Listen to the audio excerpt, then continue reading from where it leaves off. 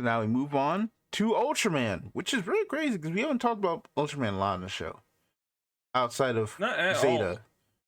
but not the card game. So they've announced that starting with SDO4, SDO4, and Set 9, new gameplay mechanics will happen. So they've introduced two things: the color system and boost cards. So we're going off the first one, which is the color system. The color system is a new gameplay mechanic that introduces colors, which are used to pay the cost of boost cards. Each character is assigned one of the 5 color attributes: red, blue, purple, yellow, green. SCO4 Ultraman Ultraman Cosmos introduces the first 2 colors, red and blue, while Set 9, Here He Comes Our Hero, expands the system with the addition of purple. So we have the Ultraman, we have Ultraman Cosmos, and we have Juggless Juggler. He's a great villain. Just ignore his name. So character cards released before the introduction of the color system, as well as any character cards without a color attribute, are treated as colorless. These cards can be used to pay colorless costs in a specific color. So it'll be on the wheel they have, like it'll be the 6th color right here, it'll just be white. So they also showed an example of like older cards and how they looked. So yeah, these will all just be whites. That's a pretty good way to handle it, right? Like, not even like, so we don't have to change anything. All the old cards just work the exact same way they always did. Don't worry about it. Yep. New card category, Boost Card. Boost cards are a brand new card category featuring themes such as generation of defense teams, items that appears in the series, and iconic scenes from the show. So they have Akiko Fuji and then the Radiant Stone. During the draw phase, after drawing a card, each player may place one boost card from their hand into their boost area, regardless of whether they are going first or second. Whether a player places a boost card into their boost area, whenever a player places a boost card into their boost area, they may draw one card. Note, only one boost card may be played into the boost area during each draw phase. During the effect activation phase, players may activate the effect of a boost card in their boost area by paying its required cost. The required cost is shown in the upper left corner of the boost card.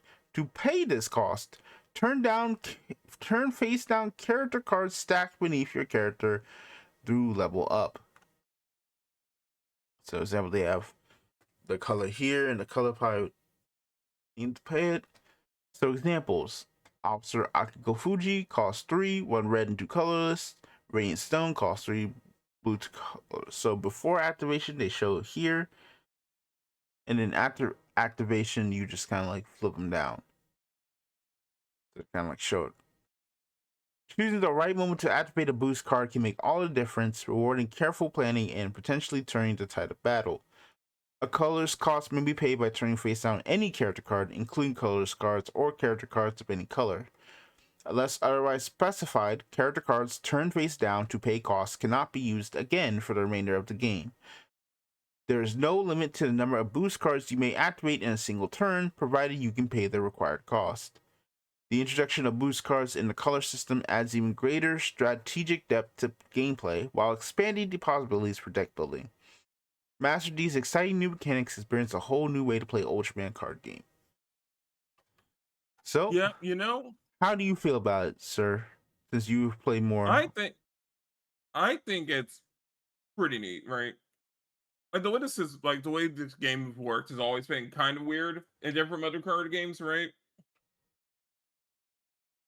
It's the only lane-based card game that's not overly complicated for having lanes. In a way, it's also kind of simple. It was always kind of a simpler card game as well, in a good way, right? I do think it's a good time to spice things up, right? It's kind of funny when for a card game to spice things up by saying, "All right, guys, so we're adding a color pie and a mana cost." Like what? 9 sets in. Like anyone's like, yeah, we want to look at like, what? Huh? What do you? These are the building blocks of a card game. Yes. What do you mean you're getting these 9 sets in?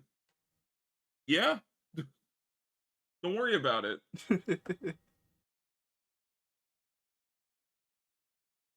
Well, it's neat. Like, I mean, it's also a good thing that how they're doing it right with the cost scoring being the cards are under your units already. Because I imagine a whole lot more into like the late game, like once your lane's already like fully leveled up and everything. It's like, all right, what are we gonna do with the cards already leveled up off of, right? Here's something like that. I think is smart, right? Mm-hmm. So your cards supposed to get stronger every turn. Well, what else are you gonna do with all these cards? Yeah, it's basically That's just neat. adding soul blast into Pretty Vanguard. much, Like yeah. so yeah. That's awesome. Of course, things were already getting a little bit crazier recently, ever since they started adding level 4 cards.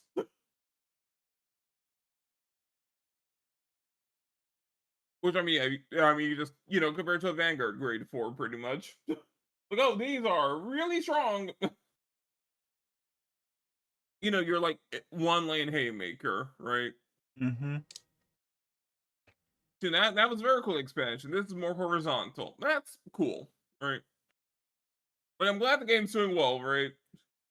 Yeah, wow, licensed card game that's not a super major like properties, carrying on with like 9 sets in.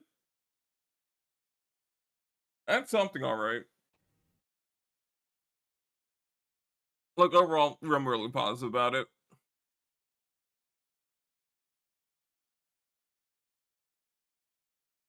Just that is good to hear.